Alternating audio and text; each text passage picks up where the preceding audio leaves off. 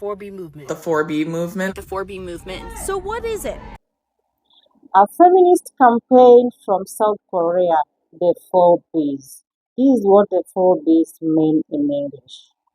No marriage with men, no giving birth, no dating men, no sex with men.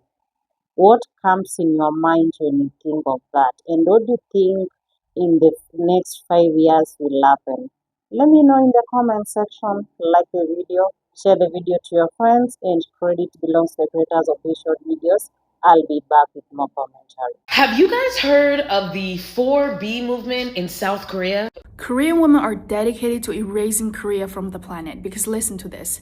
I will not give birth to a life that will discriminate against my gender. My own flesh and blood must not become a blade turned against me. If the world born from my body oppresses me, I will not let that world exist. This is the declaration from the Korean feminists, and they are dead as serious. They started the 4B movement where they rejected marriage, childbirth, dating schmacks with men. And now Korea has the world's lowest birth rate and is indeed projected. In our lifetime, we're going to see South Korea completely fall apart as a nation, and it's because of the 4B movement. So if you don't know what the 4B movement is, basically, if I had to boil it down, women are not getting with men and they're not having kids. Now, what does this mean for South Korea? Basically, their birth rate is so low that they're not going to be able to support their population. And I know you think I'm crazy, but no, their birth rate is actually less than 0.5, which means that as their population ages, like people do, there aren't going to be enough people being born to take the shoes of their elders. So basically their population is going to age until, The most wild thing to me about the 4B movement is the outpouring of women who are realizing how much of a good idea it is, and the outpouring of men who are like, they can do that? I know it's a fairly recent thing, man, but yeah, women can get their own homes, live their own lives, and do basically everything that they want to without centering men around their lives. And it's very telling to think that this is a threat to you. You would think that some of you would see this as a step towards getting rid of the patriarchy and removing some of the stress in your life around being a traditional man, even though some of you may still want to be. But with the 4B movement, women don't need to center men around their lives because women don't need men to survive anymore. It was a fairly recent thing that women could start voting and having bank accounts. And in some men's minds, it's only going to get worse from here. So with women not needing to rely on men anymore for housing and having actual money, men might have to start doing insane things in order to attract women, like having a personality. I just think that feeling threatened during a movement where women decenter men from their lives is a very big tell. People are talking about 4B again, and I want to remind people that 4B is a concept, an idea, but it is most of all a defense mechanism. It is an expression of feminism built on the belief that women assume much more risks when it comes to engaging with men in any fashion in Korean society. That is at the heart of 4B. 비연애, 비섹스, 비혼, 비출산. No dating or sex or marriage or labor. Now, these four things are not all the same, right? Among the four, marriage and labor has the most social and economic impact, which is why 4B used to be 2B, meaning 비혼 비출산, no marriage, no labor, otherwise known as 비비탄, 비혼 비출산 탄탄대로. Of course, these were also things that were already in decline because of other big factors like how unaffordable it is to build a family, as well as residual effects of past policies that discouraged having more children due to concerns of overpopulation. But that's not the point. The point is not that women are swearing off marriage and labor to bring the potential destruction of Korean society. Capitalism and patriarchy are doing a good job of that already. The point is how 4B is a manifestation of women's desire to not get married and have kids in order to prevent their destruction.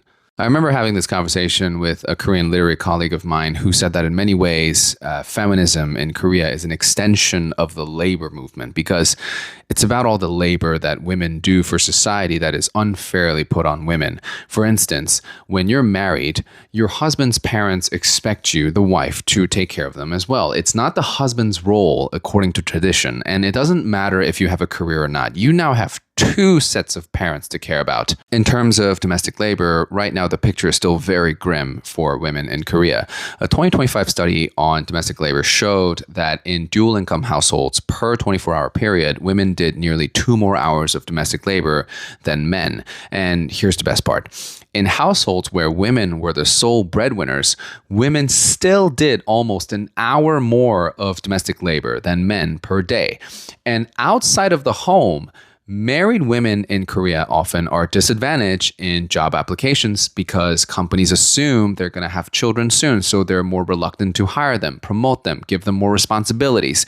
And well, having children itself is often fatal to women's careers in Korea. So saying no to marriage and having kids is women essentially expressing, I refuse to be socially and economically destroyed. But the dating and sex part, that really is more about literal destruction. It really is more about women's safety.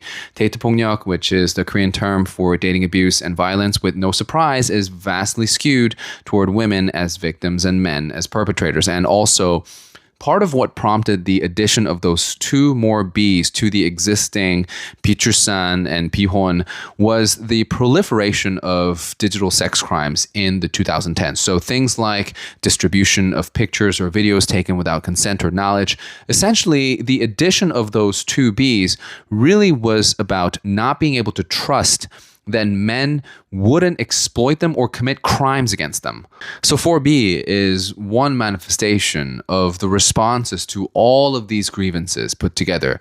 Now, there are those who splinter out using these ideas to spew their hostility and hatred openly towards anyone who they assume to be participating in patriarchal systems and say something like mothers of boys are traitors. But at its core, 4B is something that puts women at its center, and I just don't see what the problem is.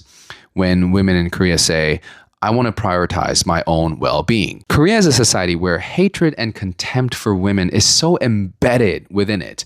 Do you know what happens every time there's a story about a woman getting stalked and murdered, which happens way too often?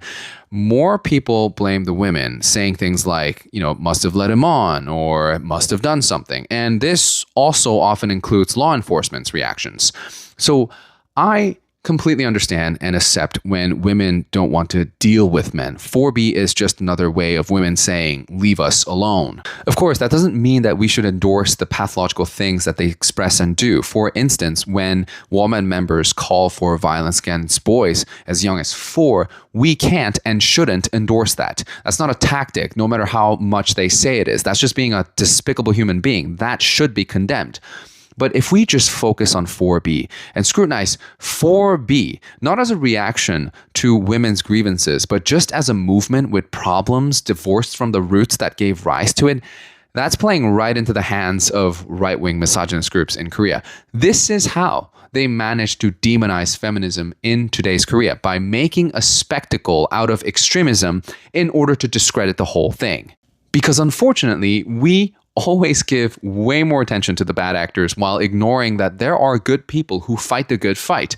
That is why people tend to forget how there were various women's rights groups, including Woman Link, one of the most influential ones in Korea, who defended and voiced their support for the trans student whose entry at Sungmyeong University was being protested by TERFs back in 2020. So like everywhere else, feminism in Korea too has these different layers. And as much as there aren't a large swath of women in Korea marching behind the banner of 4B or even know what 4B is, it is something that a lot of Korean women practice in parts or in degrees, because a lot of it is still just sensible things women do to protect themselves.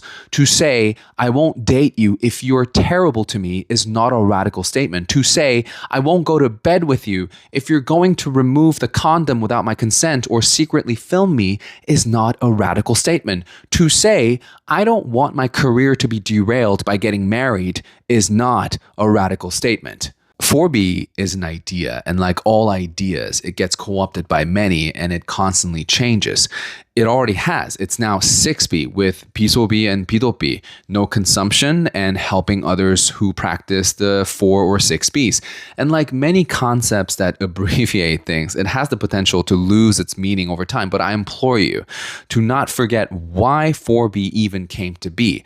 And if you must make the ungainly argument that Korean women are contributing to the downfall of Korean society, at least have the grace to point your fingers at the real culprits, and they certainly aren't the women. The fact that you have the ability to live on your own and have your own apartment is a huge deal. The fact that you have the option to not get married and not have children is a huge fucking deal. I don't think you realize how much women would have killed to have these options in the past. They did not have the option, okay?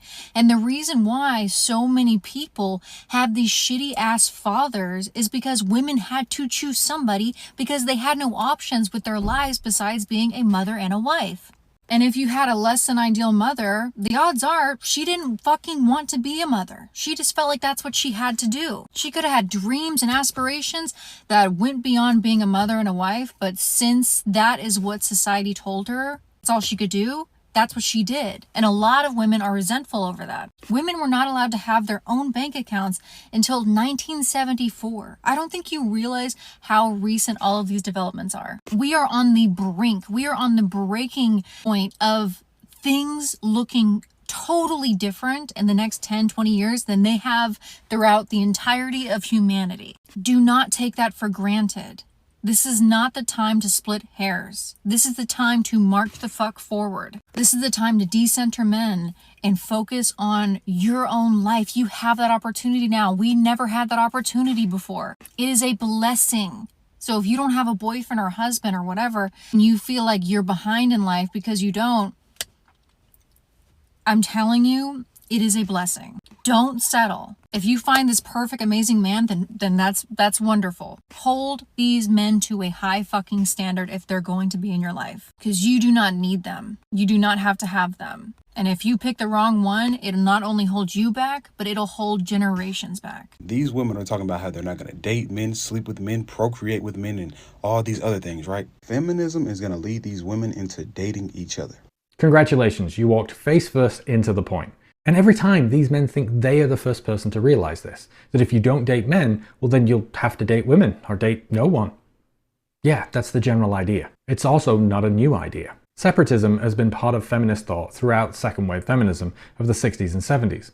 A desire to live a life entirely separated from men and patriarchy. Women have thought about and talked about this issue and the consequences of it for decades. Such as when the Chicago Women's Liberation Union wrote back in 1972 that ideological and political separatism wasn't really viable. That women still need men's economic, political, and social allyship to help dismantle patriarchy. But when it came to their private lives, that was another story. And many women made the separatist choice back then, and 50 years later are continuing to make that choice. For years, you've been telling women that they rely on the infrastructure built by men, so they set about building and relying on their own. It is becoming ever more viable for women to live a life entirely separated from men, to live in community with women, to shop at women-owned businesses, to buy products designed and engineered by women, and utilize services and labor provided by women. And you are all so pressed by the very idea of women out there living their lives without men that you not only have to object based on your opinion, but to make out that it's a moral concern. Is that not of the devil? Like, it's literally evil. You would think that the devil would be far more involved in the horrific rates of SA, IPV, rape and abuse that women face. The deadliest threat a woman faces is the man in her own home.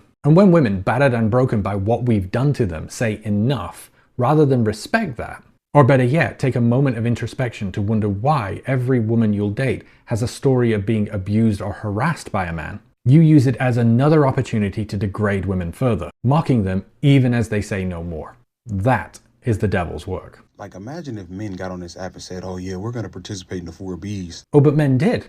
Upset at feminist separatism, they decided to lean heavily into that "you can't fire us, we quit" energy and made their own separatist movement. And the original manifesto from 2001 highlights the difference between men's separatism. For men, it was about retributive punishment towards women. Until women started acting right and getting back to the feminine values of unwavering obedience, respect, and sandwich making, then these men were opting out. But the entire goal was always about manipulating women to fit their goal of what a woman should be. And it's funny, I just finished watching a documentary on the FLDS, and there is not a hair's breadth of difference between these men desperately trying to convince women that their only value comes by centering men, by being respectful, obedient, and feminine, and cult leaders using the exact same rhetoric to keep women fearful so that women could be traded around like commodities. It is about fear, control, and domination, which is evidenced by the fact that while these men are claiming the 4B movement is all about man-hating, I can't even mention the name of the men's movement because it has been banned off all social media platforms for promoting violence and hatred against women, with real-life consequences. It was never about them going their own way, which is proven by the fact that they cannot help themselves but comment on, critique, and invade any space where men are decentered, which ultimately is what this is all really about.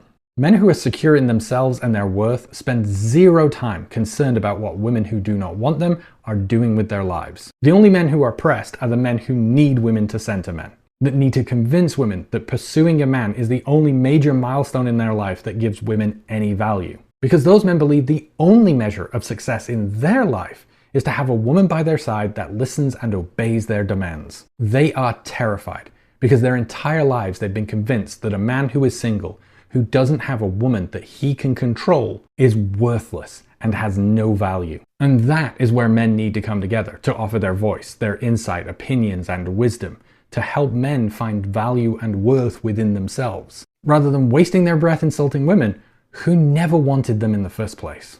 Back with another random facts about Korea, but this is a tough one. Women in Korea are no longer fighting patriarchy, they are just choosing to completely leave it behind.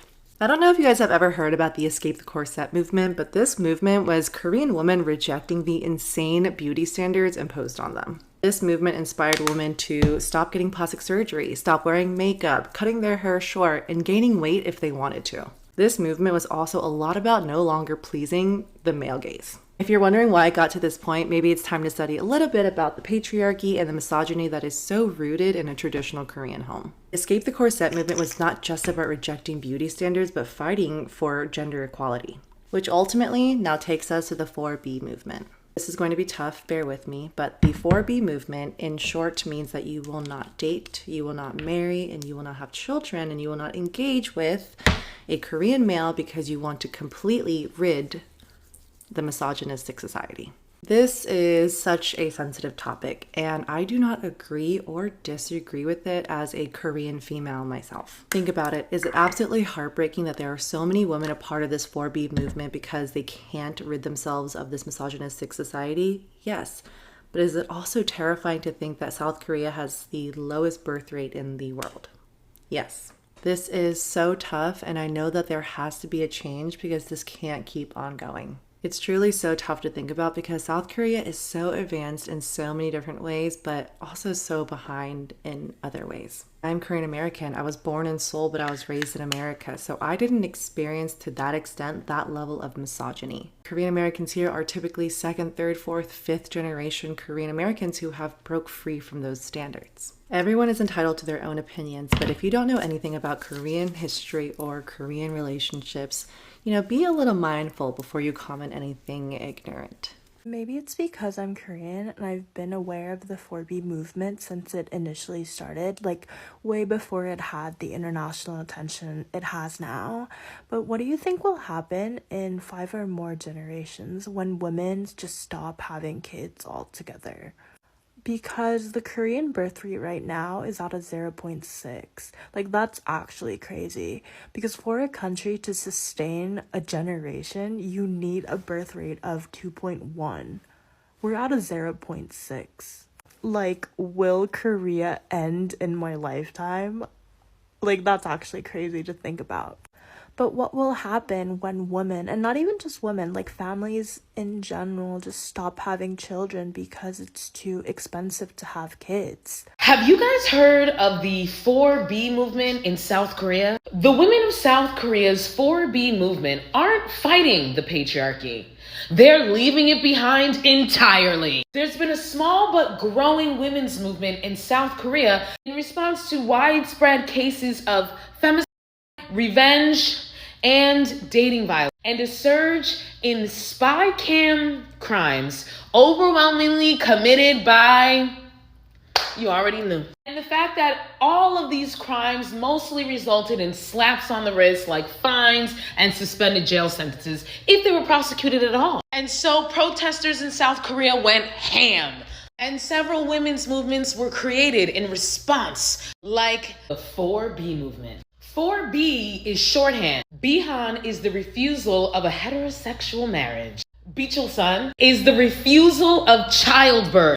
Biyonye, damn, my Korean is good, is saying no to dating. And bisexual is the rejection of heterosexual sexual relationships. Many in the 4B movement believe this is the only path with which Korean women today can live autonomously. In their view, Korean men are essentially beyond redemption. Where have I heard that before? And Korean culture on a whole is hopelessly patriarchal and often downright misogynistic. While 4B adherents may hope to change society, they are not trying to change the men whom they view as their oppressors. That's why I love this movement, because they said, you know what, we sick and tired of trying to talk to y'all and get y'all to wake up and get on the right side of history. So you know what?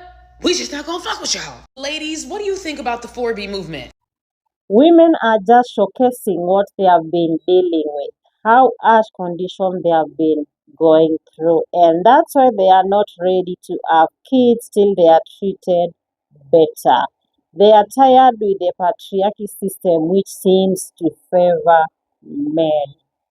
These women, they have been going to work, they have been taking care of the households and everything, and they feel that they are not really appreciated in the society. They feel that the society is not treating them good. And in other words, for me, I think the four the 4B movement is just another way of telling men just leave us alone. Let me know what you think about the 4B movement. Like the video, share the video to your friends, and what do you think will happen in the next 3 to 5 years in that country? Leave your thoughts down below. Thank you for watching.